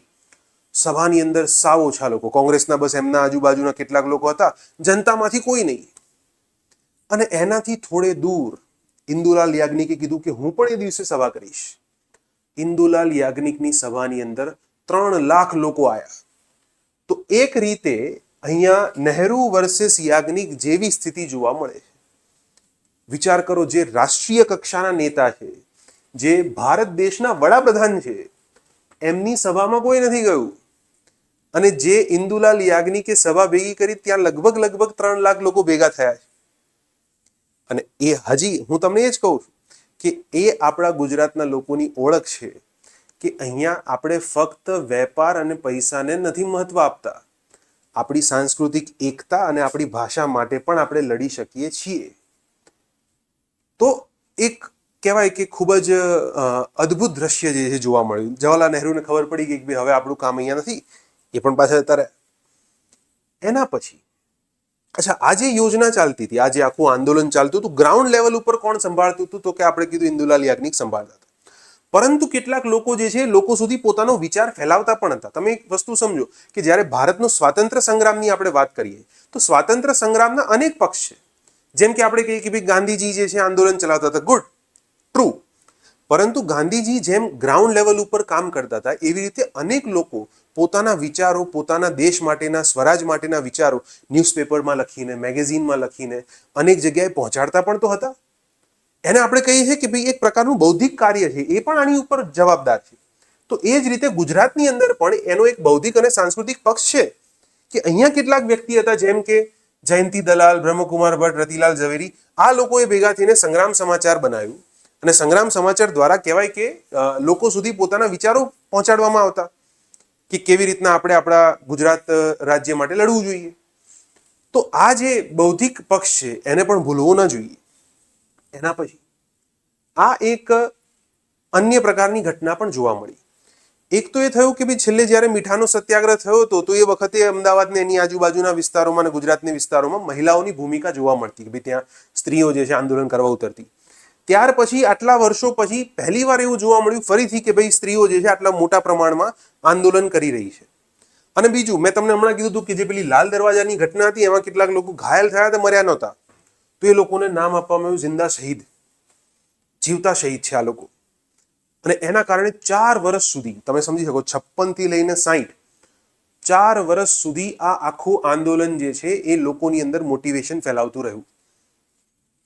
તો આ આખું મહાગુજરાત ચળવળ જે છે એની ઘટનાઓ છે જે મેં તમને અત્યારે કીધી. હવે આપણે ઓલમોસ્ટ 1959 સુધી આવી ગયા છે. 1959 સુધી તમે સમજો, મોરારજી દેસાઈએ ટ્રાય કરી લીધો તો પણ એનું કોઈ પરિણામ ન આવ્યું. જવાહરલાલ નહેરુ પોતે આવી ગયા તો પણ એનું કોઈ પરિણામ ના આવ્યું. અને હવે ગવર્મેન્ટની ઉપર એક પ્રેશર ક્રિએટ થયું છે કે ભાઈ આટલા મોટા મોટા કદના નેતાઓના સમજાવવા છતાં પણ જો લોકો નથી માનતા તો એનો મતલબ કે લોકોની માંગ ઉપર આપણે વિચાર કરવો જોઈએ. તમે એક સિમ્પલ વસ્તુ વિચારો, 4 વર્ષની અંદર જો આપણે મહેનત કરીને એક નવું રાજ્ય ઊભું કરી શકીએ છીએ, તો એના માટેની જીદ કરી શકીએ, તો 1 વર્ષ મહેનત કરીને એક્ઝામ તો ક્લિયર કરી જ શકીએ. તો જ્યારે ઘણા લોકો કહેતા હોય કે સર મારી સિચ્યુએશન આવી છે, મારા ઘરમાં આવી પરિસ્થિતિ, બધી જ વસ્તુ બરાબર છે. દરેક વ્યક્તિના, દરેક સ્ટુડન્ટના ઘરમાં કોઈ ને કોઈ પ્રકારની પરિસ્થિતિ છે. પરંતુ એનો મતલબ એ નથી કે તમે તમારી જીદ છોડી દો. જો તમે આ પ્રકારના પડકારોથી ડરતા રહ્યા તો પછી તમારું કાર્ય ક્યારે પૂરું થવાનું નથી. દેન તો 1959 સુધી આપણે જોયું કે 1959 સુધી આ બધી બાબતો ચાલતી રહી. 1959માં એક મહત્વપૂર્ણ ઘટના થઈ. જવાહરલાલ નહેરુની દીકરી ઇન્દિરા ગાંધી એ વખતે કોંગ્રેસની પ્રેસિડેન્ટ હતી. તો ઇન્દિરા ગાંધીએ કીધું કે મતલબ કેન્દ્ર સરકારને કે ભાઈ ગુજરાતના લોકોનો જે પ્રશ્ન છે એના માટે આપણે કંઈક વિચારવું જોઈએ અને એના માટે એક સમિતિની રચના કરીએ. સમિતિને કહીએ કે આખું સ્ટડી કરે.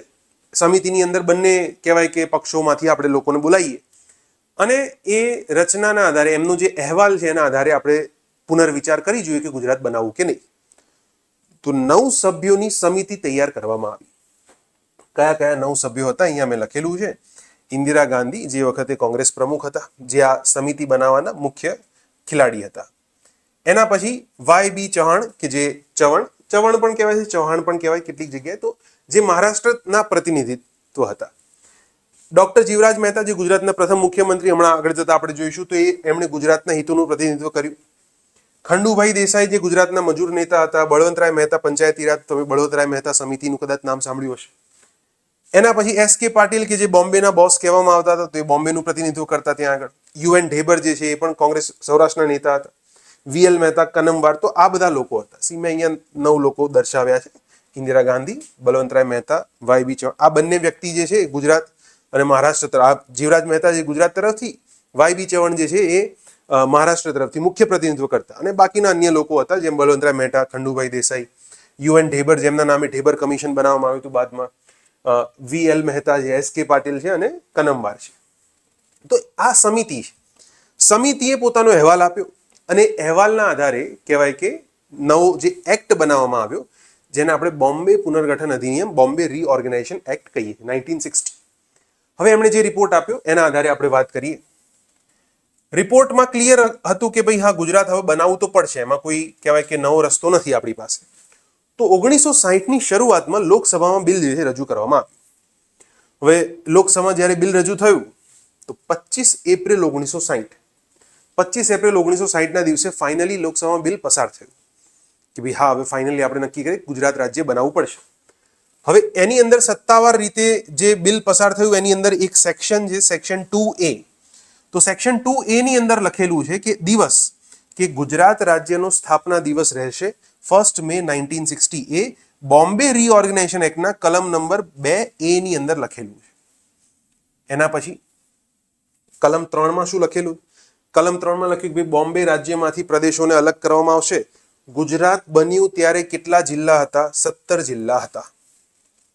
તો ગુજરાત બન્યું ત્યારે 17 જિલ્લા હતા. હવે હું તમને 2 વાત કરીશ. હમણાં આપણે એક આગળ એક ઇન્ટરેસ્ટિંગ સ્ટોરી જોઈશું એક પ્રદેશની. પરંતુ બીજી એક વાત, આ જે ઉત્તરનો ભાગ છે,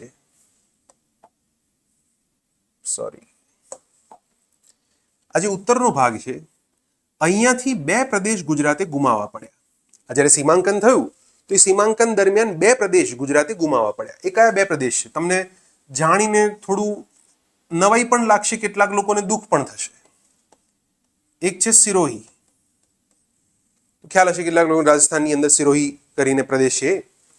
અને એક છે માઉન્ટ આબુ. યસ, તમને જાણીને નવાઈ લાગશે. એક નેગોશિએશન મુજબ આ બંને પ્રદેશ જે છે ગુજરાતને મળવા જોઈતા હતા, પરંતુ એ વાતચીત દરમિયાન એવું નક્કી કરવામાં આવ્યું કે ભાઈ ત્યાંની જે ભાષા છે એ ભાષાના આધારે આપણે જો જોવા જઈએ તો કહેવાય કે એ બંને પ્રદેશ રાજસ્થાનના બને છે. ઠીક છે, સાચું થયું ખોટું થયું એ તો એ અલગ વાત છે, એક આખો અલગ ટોપિક છે. પરંતુ આ બંને પ્રદેશની ઉપર ગુજરાતે હક પોતાનો દાખલ કર્યો હતો, પરંતુ તે કહેવાય કે ડિમાન્ડ પૂરી કરવામાં આવી નહીં. કદાચ જો ડિમાન્ડ પૂરી થઈ હોત તો પછી માઉન્ટ આબુ ગુજરાતનો વિસ્તાર હોત, તો કહેવાય કે લોકોને એવું ના માનવું પડતું કે ભાઈ માઉન્ટ આબુ જઈએ છીએ તો રાજસ્થાન જઈએ છીએ, ગુજરાતની અંદર જ છીએ. ખેર, 17 જિલ્લાઓ બન્યા. અને હા, જે દક્ષિણનો ભાગ છે એ દક્ષિણના ભાગમાં 2 પ્રદેશ એવા હતા કે ત્યાં કન્ફ્યુઝન હતું. એક છે ઉમરગામ, એક પ્રદેશ છે ઉમરગામ, અને એક છે નવાપુર. તો ઉમરગામ અને નવાપુરમાં એક સર્વે કરવામાં આવ્યો અને સર્વેના આધારે કહેવાય કે ખબર પડી કે ત્યાં મરાઠી અને કહેવાય કે મહારાષ્ટ્ર સાથે જોડાણ ધરાવતા લોકો વધુ છે. પાછળથી એ બંને પ્રદેશ જે છે એ કોને આપવામાં આવે? મહારાષ્ટ્રને આપવામાં આવે. હમણાં આપણે જોઈશું એની કહાની. તો ફાઇનલી ગુજરાત કહેવાય કે કલમ 2 મુજબ 1 મે 1960ના દિવસે સ્થાપિત થઈ ગયું છે. ગુજરાત રાજ્યનું ઉદ્ઘાટન કરવાનું હતું. ગુજરાત રાજ્યનું ઉદ્ઘાટન એ સાબરમતી આશ્રમમાં કરવામાં આવ્યું. અને ગુજરાત રાજ્યનું ઉદ્ઘાટન કોણે કર્યું? તો જેમને વાત્રકના કંઠે કહીએ છીએ રવિશંકર મહારાજ. તો પૂજ્ય રવિશંકર મહારાજ દ્વારા ગુજરાત રાજ્યનું ઉદ્ઘાટન કરવામાં આવ્યું. તો આ તો થઈ ગઈ ગુજરાતની સ્થાપના. હવે એ સ્થાપના દરમિયાન એક બહુ મહત્વનો જે પ્રશ્ન હતો, એ મહત્વનો પ્રશ્ન છે ડાંગ. યસ, આપણે જનરલી કહેવાય કે ડાંગની ઉપર એટલું ધ્યાન નથી આપતા હોતા, પરંતુ ડાંગ જિલ્લો જે છે એને લગતી એક બહુ ઇન્ટરેસ્ટિંગ સ્ટોરી છે. શું ઇન્ટરેસ્ટિંગ સ્ટોરી? એને સમજીએ. મહારાષ્ટ્રે ડાંગ ઉપર દાવો કર્યો. મહારાષ્ટ્રે કીધું કે ડાંગ જે છે ને ત્યાંના લોકો જે ડાંગી બોલી બોલે છે તો એ મરાઠી સાથે કનેક્ટેડ છે અને એટલા માટે ડાંગનો વિસ્તાર અમારા પ્રદેશમાં હોવો જોઈએ. ગુજરાતના લોકોએ પાછી નવી દલીલ આપી કે ભાઈ ડાંગના જે લોકો છે એમનો વેપાર વાણિજ્ય અમારી જોડે છે, એ લોકો વર્ષોથી અમારી સાથે આર્થિક વ્યવહાર ધરાવે છે અને એના કારણે કહેવાય કે ડાંગ જે છે અમારા રાજ્યમાં હોવું જોઈએ. પછી કહેવાય કે સાબિત કરવું પડશે, કોઈ દલીલ હોવી જોઈએ કે જે એકદમ ઠોસ દલીલ હોય કે જેના દ્વારા કહી શકીએ કે ભાઈ ડાંગ ઉપર અમારો અધિકાર છે. તો એ સાબિત થઈ ગયું છે એના આધારે. તો બે વ્યક્તિ હતા, એક હતા ઘેલુભાઈ નાયક અને એક હતા છોટુભાઈ નાયક. આ બંનેને તમારે યાદ રાખવાનું, ઘેલુભાઈ નાયક અને છોટુભાઈ નાયક. આ બંનેને ડાંગના ગઢવી કહેવામાં આવે છે. આ બંને વ્યક્તિઓ, કારણ કે મહાગુજરાત ચળવળના કાર્યકર્તાઓ હતા, એમણે વર્ષોથી ડાંગમાં રહીને ત્યાં આગળ સ્કૂલ્સ બનાવી હતી, શાળાઓની સ્થાપના કરી, ત્યાં આગળ કહેવાય કે આશ્રમની સ્થાપના કરી હતી, જંગલોની અંદર તેઓ રહ્યા પણ હતા. અને એના કારણે જે ગુજરાતનો એ જે ખાસ પ્રકારનો આદિવાસી વિસ્તાર છે અને ત્યાંના આદિવાસીઓ છે, એમની સાથે એમનો સંપર્ક ઘણો સારો હતો. તો એમણે ગ્રાઉન્ડ લેવલ ઉપર કામ કરીને આદિવાસીઓનો સપોર્ટ ભેગો કર્યો ગુજરાતના પક્ષમાં. અને પછી એક તરફ લોકોનો પક્ષ આપણી પાસે આવી ગયો. હવે તમારે શું કરવાનું છે? ગવર્મેન્ટને મનાવવાની છે. આપણી જોડે પહેલી દલીલ તો થઈ ગઈ કે ભાઈ લોકો જે છે અમારી સાથે. મહારાષ્ટ્રના લોકોની દલીલ શું હતી કે ભાઈ ત્યાંના લોકોની ભાષા અમારી જોડે મેચ થાય. આપણી દલીલ શું હતી કે ભાઈ એમનો આર્થિક વ્યવહાર અમારી જોડે. બીજું, ત્યાંના બે વ્યક્તિઓ જે છે મહાગુજરાત ચળવળના બે કાર્યકર્તાઓ, જેમણે ત્યાં ગ્રાઉન્ડ લેવલ ઉપર કામ કર્યું, સપોર્ટ ભેગો કરી દીધો. હવે ત્રીજું એક અન્ય કારણ સૂચવવામાં આવ્યું. એ શું હતું કે મહારાષ્ટ્ર જોડે જે છે ને એ કોંકણનો વિસ્તાર, વિદર્ભનો વિસ્તાર, તો ત્યાં થોડું કહેવાય કે જંગલ વિસ્તાર છે. તો મહારાષ્ટ્રની જોડે કહેવાય કે જંગલ વિસ્તાર છે, સંસાધનો, કુદરતી સંસાધનો, આ બધું છે. ગુજરાતની જોડે શું છે? ડાંગનો જે વિસ્તાર છે, તમને બી ખ્યાલ છે કે જ્યાં વન પ્રદેશની વધારે. તો ગુજરાતે કીધું કે ભાઈ તમને આટલા બધા જંગલો મળ્યા છે, થોડું જંગલ અમને બી આપો. તો આ પણ એક દલીલ રાખવામાં આવ્યું કે ભાઈ ગુજરાત જે છે કેવું થઈ ગયું, વન ગરીબ થઈ ગયું ને મહારાષ્ટ્રની અંદર વન જ વન છે. તો કહેવાય કે આ પ્રકારનો ભેદભાવ ન હોવો જોઈએ, એ કહેવાય કે આપણા તરફથી એક દલીલ કરવામાં આવી. અને પછી અંતે નેગોશિએશન્સ બાદ એ નક્કી કરવામાં આવ્યું કે ભાઈ ડાંગ જે છે ગુજરાતને મળશે. પણ હા, સામે જે પેલું ઉમરગામ અને નવાપુર વાળો વિસ્તાર હતો એ કોને મળ્યો? એ મહારાષ્ટ્રને મળ્યો. તો આ એક ડાંગની સ્ટોરી હતી. હવે એનાથી આપણે આગળ જઈએ કે ભાઈ ગુજરાત રાજ્ય બની ગયું, ડાંગ મળી ગયું, બોમ્બે પુનર્ગઠન અધિનિયમ થઈ ગયું. હવે ગુજરાત રાજ્ય બનવાના કારણે બંધારણમાં શું શું ચેન્જીસ આવ્યા, આપણે એની વાત કરીએ. એની બંધારણીય અસરો શું છે? બંધારણીય ગોઠવણોની અગર આપણે વાત કરીએ, સૌથી પહેલું કે જે આપણા બંધારણની અંદર પ્રથમ અનુસૂચિ છે, ફર્સ્ટ શેડ્યુલ, પ્રથમ અનુસૂચિ. પ્રથમ અનુસૂચિની અંદર શું છે? સંઘ અને તેનો પ્રદેશ, કેન્દ્ર શાસિત પ્રદેશો અને તેનો પ્રદેશ. તો જેટલા બી રાજ્યો છે, જેટલા બી કેન્દ્ર શાસિત પ્રદેશો છે, એ બધાના નામ, એ બધાનો વિસ્તાર એ શેમાં લખેલું છે? પ્રથમ અનુસૂચિમાં લખેલું. તો એનો મતલબ કે હવે જો મહારાષ્ટ્ર અલગ અને ગુજરાત અલગ, તો પછી આ રાજ્યનું નામ ઉમેરવું પડશે શેમાં? પ્રથમ અનુસૂચિમાં. તો સૌથી પહેલો ફેરફાર ક્યાં કરવામાં આવે? પ્રથમ અનુસૂચિની અંદર. 9 રાજ્ય એડ કરી દો, 15મું રાજ્ય ઉમેરી દો, ગુજરાત. તો આ પહેલો સુધારો થયો. હવે બીજો સુધારો શું થયો? સંસદની અંદર શું ચેન્જીસ? કારણ કે સંસદમાં પ્રતિનિધિત્વ કોનું છે? અલગ અલગ રાજ્યોનું છે. તો 9 રાજ્ય બન્યું તો પછી શું કરવું પડશે? એની અંદર રાજ્યસભા અને લોકસભામાં ગુજરાતના કેટલાક લોકોને પણ રાખવા પડશે. હવે અહીંયા આપણી જોડે બે ઓપ્શન છે. પહેલો ઓપ્શન એ છે કે મહારાષ્ટ્ર અલગ થઈ ગયું તો એની પાસે તો વિધાનસભા છે જ. ગુજરાત નવું રાજ્ય બન્યું છે તો ગુજરાતમાં નવેસરથી ચૂંટણી કરાવો. આ પહેલો ઓપ્શન છે. પણ તમને બી ખ્યાલ છે ચૂંટણી કરાવવું એ કંઈ એવું તો કામ નથી કે તાત્કાલિક ધોરણે પૂરું થઈ જાય. તો પછી એક વચ્ચેનો રસ્તો કાઢવામાં આવ્યો, બીજો ઓપ્શન. એ બીજો ઓપ્શન શું હતો? એને આ રીતે સમજો કે પહેલા આખો પ્રદેશ એક હતો, હવે એમાંથી કહેવાય કે એક પ્રદેશ જે છે અલગ થઈ ગયો. તો આ પહેલા જે આખો પ્રદેશ હતો એમાં પણ તો અલગ અલગ મત વિસ્તારો હશે.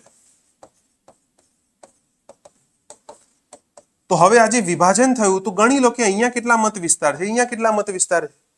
અહીંયા જેટલા મત વિસ્તાર હશે એ થઈ ગયું મહારાષ્ટ્રની વિધાનસભાની સીટ, અને સામે અહીંયા જેટલા મત વિસ્તાર છે એ થઈ ગઈ ગુજરાતના વિધાનસભાની સીટ. તો આ રસ્તો યોગ્ય લાગ્યો કે ભાઈ અત્યારે આપણે વચ્ચેનો રસ્તો કાઢીએ, કારણ કે છેલ્લે ચૂંટણી થઈ હતી 1957માં. 1950માં બંધારણ બન્યું. પહેલી સામાન્ય ચૂંટણી ક્યારે થઈ હતી? 1952માં. 5 વર્ષ પછી ચૂંટણી ક્યારે થઈ? 57માં. તો ખબર છે કે ભાઈ હવે નેક્સ્ટ ચૂંટણી આવશે ક્યારે? 1962માં. પરંતુ ગુજરાતની સ્થાપના મેં તમને કીધું 1960માં થઈ. તો પછી જો ગુજરાતમાં ચૂંટણી કરાવીએ તો બીજો એક પ્રશ્ન શું હતો કે ભાઈ ગુજરાતની ચૂંટણી બીજા બધા રાજ્યો કરતા અલગ થઈ જશે, અને આવું આપણે એ વખતે ઈચ્છતા નહોતા. અને એટલા માટે શું સોલ્યુશન કાઢ્યું કે ભાઈ વચ્ચેનો રસ્તો, અહીંયા જેટલા મત વિસ્તારો છે એમના એમ રાખો. તો એના આધારે ખબર પડી કે ટોટલ અગર જોવા જઈએ તો 132 મત વિસ્તારો છે કે જે ગુજરાતને મળી શકે એમ છે. હવે એના આધારે ગુજરાતનું સંસદમાં પ્રતિનિધિત્વ કેટલું રહેશે, તો દરેક રાજ્યને રાજ્યસભામાં કેટલી સીટ મળશે એ લખેલું છે ચોથી અનુસૂચિમાં. દરેક રાજ્યને રાજ્યસભામાં જે પણ બેઠકો મળે એ ચોથી અનુસૂચિમાં લખેલું. તો ચોથી અનુસૂચિમાં લખવામાં આવ્યું ગુજરાતને 11 બેઠકો આપી દો. હવે શરૂઆતમાં ગુજરાતમાં વિધાનસભાની બેઠકો હતી સેમ. અચ્છા, લોકસભામાં જે પણ બેઠકો છે એ બંધારણની અનુસૂચિમાં લખેલી નથી. તો શરૂઆતમાં ગુજરાતની વિધાનસભાની બેઠક હતી 132, તો એની સામે લોકસભામાં ગુજરાતની સીટ આપવામાં આવી 22.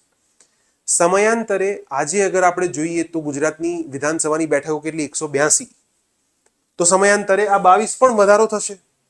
તો 22 માંથી હાલમાં આપણી પાસે કેટલી સીટ છે? 26 છે. તો ગુજરાત બન્યું રાજ્યસભામાં ચોથી અનુસૂચિમાં, ગુજરાતને 11 બેઠકો મળી.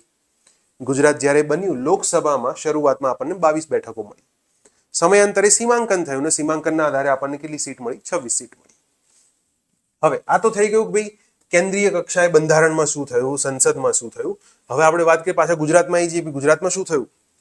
ગુજરાતની અંદર એટલી કહેવાય કે નવી પરિસ્થિતિઓ હતી. કારણ કે તમે સમજો, જ્યારે કોઈ નવું રાજ્ય બને, ના નવા રાજ્ય જોડે કોઈ પાટનગર છે, ના કોઈ કેપિટલ છે, ના કોઈ વિધાનસભા છે, ના તરત ને તરત આપણી પાસે કોઈ સચિવાલય છે, ના તરત ને તરત આપણી પાસે કોઈ હાઈકોર્ટ છે, કશું જ નથી. અને એવું પણ નથી કે આપણે આર્થિક રીતે આત્મનિર્ભર હતા, કારણ કે અત્યાર સુધીનો મોટો ભાગનો જે આર્થિક વ્યવહાર છે એ તો બોમ્બેથી ચાલતો. તો તમે જસ્ટ ઇમેજિન કરી શકો છો કે કેટલી મુશ્કેલ પરિસ્થિતિ હશે કે જેવામાં રાજ્ય બન્યું તો તરત આ રાજ્યને સંભાળવું કેવી રીતના.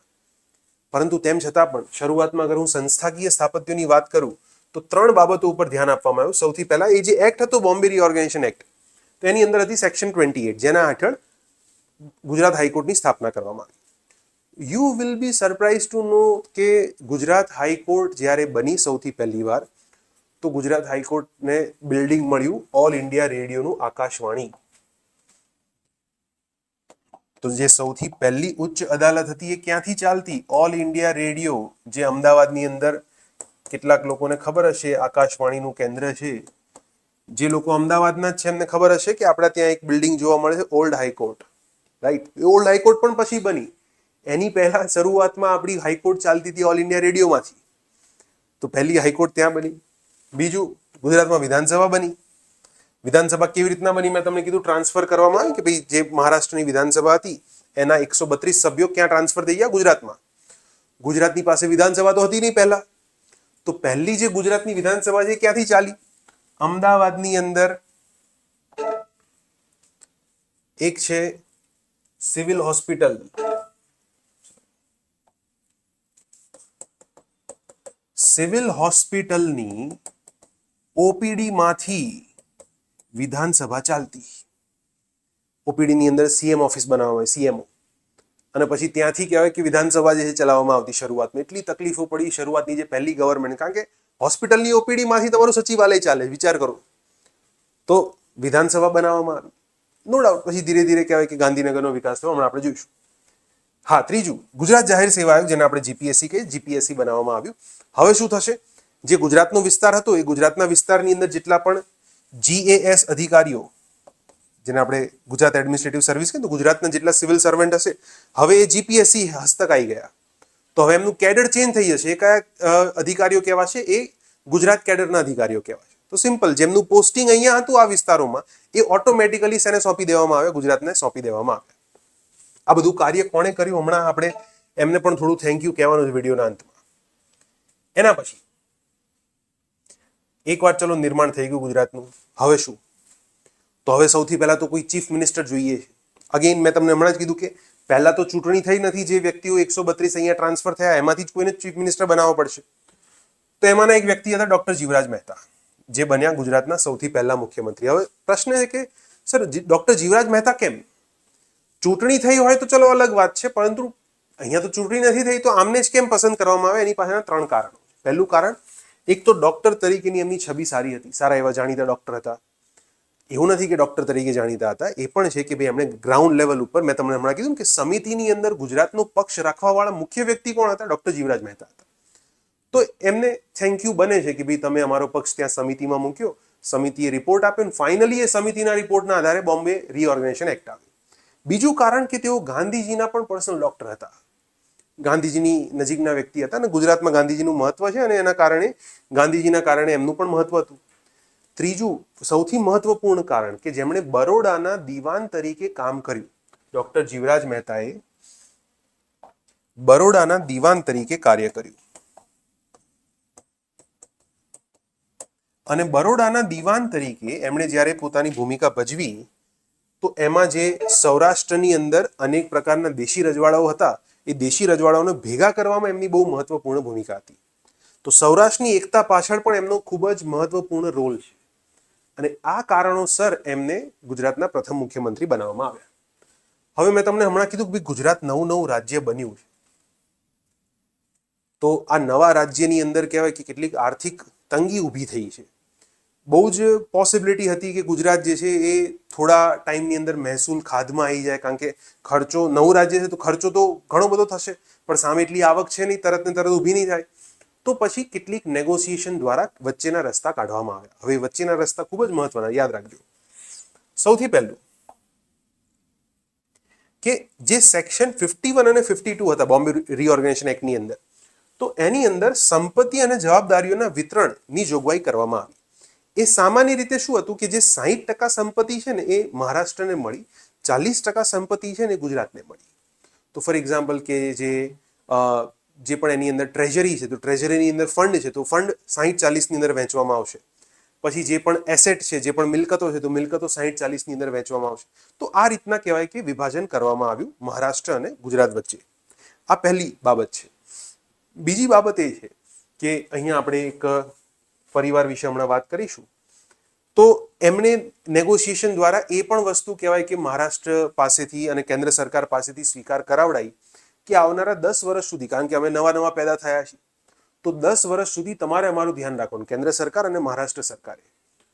તો 10 વર્ષના સમયગાળા માટે કેન્દ્ર સરકાર અને મહારાષ્ટ્ર તરફથી ક્રમિક નાણાકીય સહાય ફરજિયાત કરવામાં આવી. ગ્રાન્ટ જેને આપણે કહીએ, તો કેન્દ્ર સરકાર તરફથી અને મહારાષ્ટ્ર સરકાર તરફથી આપણને ગ્રાન્ટ મળશે. કારણ કે આપણો જે આર્થિક રીતે સૌથી સમૃદ્ધ વિસ્તાર હતો એ ક્યાં જતો રહ્યો? મહારાષ્ટ્રમાં જતો રહ્યો, જેને આપણે બોમ્બે કહીએ. એના પછી હવે કેપિટલની પણ જરૂર છે. પાટનગર, ગાંધીનગર, ગ્રીન સિટી ગાંધીનગર.